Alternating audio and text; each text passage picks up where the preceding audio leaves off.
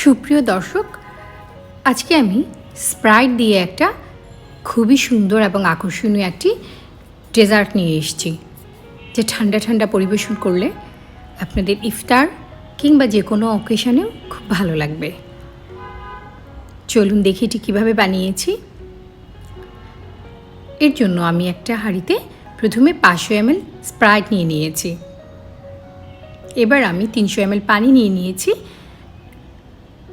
আর 2 table চামচ agar powder নিয়ে ভালো করে মিশিয়ে নিচ্ছি। টোটাল আমি 800 ml পানি এবং স্প্রাইট ব্যবহার করেছি। আপনারা চাইলে শুধু 800 ml স্প্রাইটও ইউজ করতে পারেন। এবার আমি চুলাতে দিয়ে দিয়েছি এবং 2 টেবিল চামচ চিনি মিশিয়ে অল্প আঁচে ভালো করে নেড়েচেড়ে এটাকে আমি জাল করে নিব।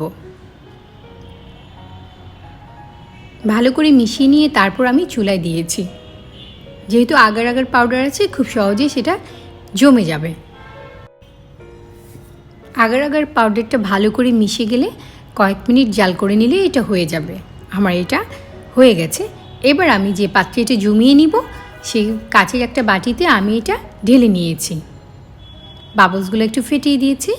এবার আমি নর্মাল টেম্পারেচার একটু ঠান্ডা হওয়ার পর তারপর আমি ফ্রিজে রেখে দিব 3 থেকে 4 ঘন্টা। 3 থেকে 4 ঘন্টা পর এটা একদম জমে গেছে। এবার আমি সাইডটা কেটে নিচ্ছি, যেভাবে করে কেক আমরা ডিমোল্ড করি বা পুডিং ডিমোল্ড করি সেরকম। সাইডটা একটা ধারালো ছুরির সাহায্যে কেটে দিচ্ছি, তাতে সহজে ডিমোল্ড হয়ে যাবে। আমি চেষ্টা করি কম খরচে একটু ডিফারেন্ট কিছু করে দেখাতে, যাতে করে সবারই সেটা কাজে আসবে। এবার আমি একটা প্লেটে এটা ডিমোল্ড করে নিচ্ছি।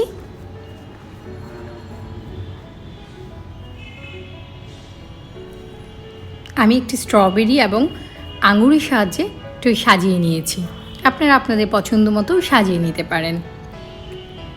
আমার আজকের রেসিপি যদি আপনাদের ভালো লাগে, আপনাদের উপকারে আসে, আমার চ্যানেলটা সাবস্ক্রাইব করবেন আশা করি। লাইক, শেয়ার এবং কমেন্ট করে আপনাদের মূল্যবান মতামত আমাকে জানাবেন।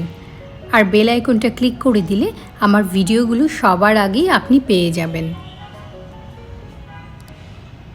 আমরা যদি চমৎকার এই ডেজার্টগুলো বাসায় বানাতে পারি, তাহলে নিশ্চয়ই ঘরের খাবারের প্রতি সবার আকর্ষণ অনেক বেশি থাকবে।